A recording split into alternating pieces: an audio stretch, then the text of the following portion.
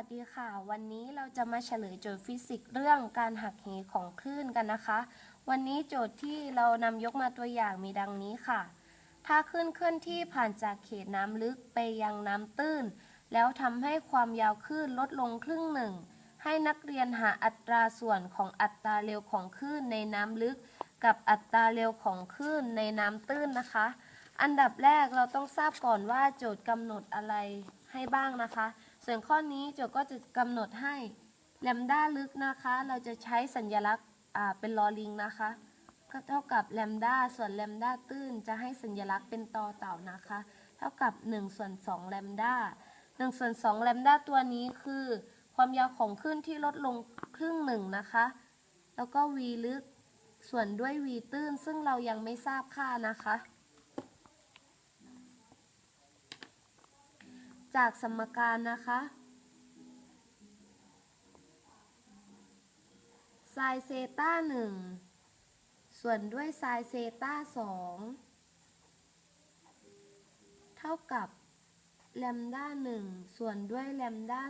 2เท่ากับ v 1ส่วนด้วย v 2 v ตัวนี้มาจากความเร็วนะคะเท่ากับ n 2ส่วนด้วย n 1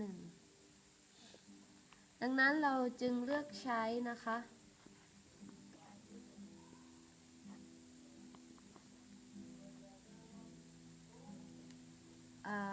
v 1นะคะส่วนด้วย v 2เท่ากับ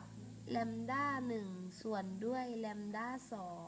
2เท่ากับ v ลึกส่วนด้วย v ตื้นนะคะเท่ากับแลมด้าลึกส่วนด้วยแลมด้าตื้น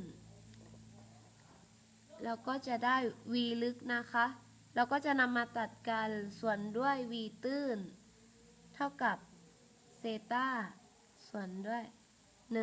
1/2แลมด้านะคะ